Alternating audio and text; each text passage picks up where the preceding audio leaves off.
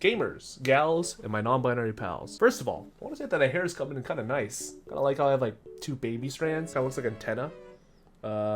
I get to embrace my Oshi, Matara-kan, just a little bit. But secondly, I want to talk about like YCS Bologna. YCS Bologna, big success. 2,500 people, a lot of cool stuff in Top Cut. Pretty sure the top 8 was literally 8 different decks. But there was one topic that I do want to talk about, and that is based on Scarlon. Surprising, Stevie stealing Scarlon tweets again.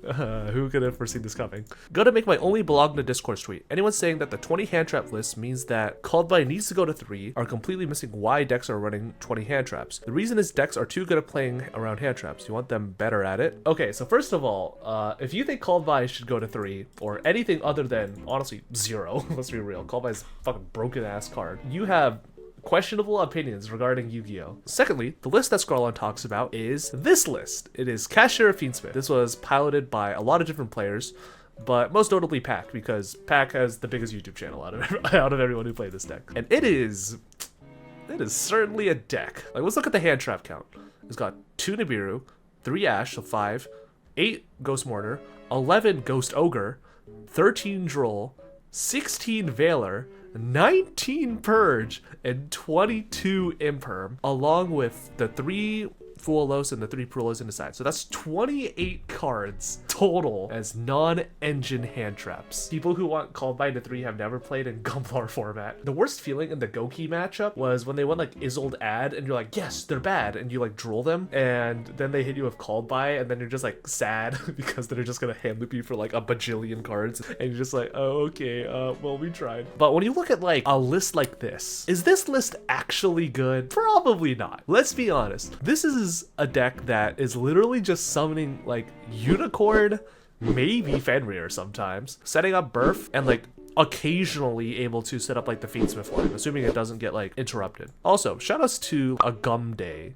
Why does this card just give so many attack points? Why is this card on time win conditions in secret? Also, shout outs to Gaia Charger and to Zeus, whatever it takes, I guess. But this deck is like very interesting because it kind of is indicative of what the metagame is and how Yu-Gi-Oh! Is like currently played. Because when we look at like the first place list, because again, they're playing like 3 Fuolos, 3 Ash Blossom, 2 Ogre, 3 Veiler, 3 Mortar, blah blah blah blah blah. They're playing a lot of cards that are designed to stop these 1-card starter decks. Think of like Snake Eye, or they're designed to interrupt or like turn skip decks that, you know, try to do this big wombo combo play. Think of like Fuolos being able to stop like Fiendsmith Yubel, for example, or like Ghost Ogre being able to like stop the Tenpai Field spell and just like praying to God. However, this is like a deck that kind of just takes that to the extreme and just plays this very specific 1-card combo that is like borderline uninteractable with, not because like it like plays around hand traps well, but just because there's like almost no point in trying to interrupt it. Like, if you're telling me you know your opponent's deck list, you're telling me you're gonna fucking imperm the Kashtira Unicorn, try to go into like Kashtira Burf, are you telling me that that's like the correct decision? As well as the fact that the Fiendsmith line is just very efficient at like absorbing and eating up hand traps. This is like one of those decks that I just feel so weird about. This list does nothing. Yeah, it very much does almost like literally nothing in the sense of, you know, like making big wombo combo plays or like trying to play 2024 Yu-Gi-Oh! This is a deck that just kind of says, I'm going to play as low to the ground as frequently as possible and just do the most repeatable dog shit play imaginable. And even if I do get like hand trapped, you're still able to end on like a Fenrir or a Unicorn with like 3 hand traps, or like maybe if you're like the fucking greatest duelist of all time, like you end on Necroquip as well, and then you like use a hand trap on your opponent, and then they're like, oh shit, Necroquip has like a secret effect to draw a card. Like, oh my god. But the bigger issue isn't that a deck exists in the format that plays around hand traps, or, you know, plays around board breakers, or, you know, the metagame hand traps. Because if you want to talk about, you know, decks that play around like hand traps, you could argue that like Labyrinth is the best at doing that. Because like when you look at a Labyrinth deck list, you're like, ooh, what am I gonna Veiler? An Ariana? Bat chest.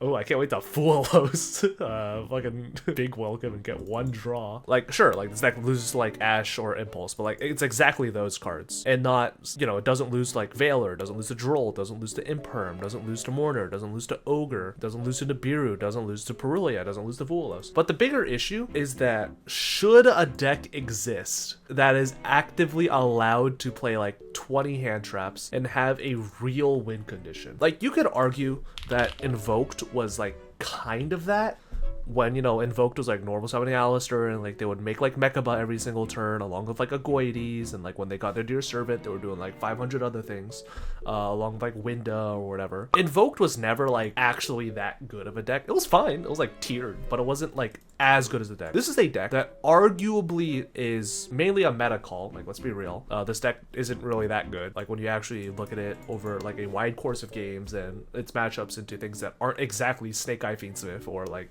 Yubel. But the game plan of the Fiendsmiths and like the Kashtira cards are way more oppressive and scary relative to the Invoked cards. Like again, at the end of the day, like the Invoked cards are just like setting up literally one negate. The Fiendsmith cards aren't just negates. They also sends things to like Desiree. You can play on your opponent's turn with like Lacrima and just revive your Sequentia for continuous fusion summons. You're able to use like Necroquip to generate even more card advantage. Like Unicorn and Fenrir's, like just by themselves are arguably win conditions in themselves if you let them stick around for long enough, just because of how big they are as well as their removal effects. Kashtira Unicorn is going to be a whole video in itself, by the way, but you know, we'll cross that bridge when we get there. It is like the idea of, should engines be this resilient to hand traps and this compact, that should they be able to exist in a form like this in Yu-Gi-Oh? Where it's arguable if people aren't even playing Yu-Gi-Oh at this point and just hand trap control featuring some guys, you know what I mean? Summon negates, sends, targeting negation / protection. Like, holy shit. Also, let's not get into this fucking side deck where it's just like, yeah, here's triple strike, here's D barrier, here's trap trick to find like, I don't know, purge or D barrier. Fuck it, bro. It is a very interesting economy that we live in, you know what I mean? And if you want to talk about like engine space, again, like we're looking at decks who like already play like extremely high garnet counts. We are seeing decks that are willingly going over like 45 cards, like over 40 cards, just to be able to fit more non-engine in, you know what I mean? Like here's Mermail. Like this is a deck that has like a really big engine, but you know, it's got like triple Fuelos, triple Purulia, triple Tactics, triple Imperm, like triple Impulse, and they're just like, fuck it, we're just gonna side even more non-engine with like fucking triple Ash and like cross out targets. Like here's Yubel, which is still doing its best to try and cram more non-engine in. What is this deck, dude? 1 Ogre, 2 Fuelos. Could you not find a third one? Just say that. And even like the winning deck list is basically just a slightly different version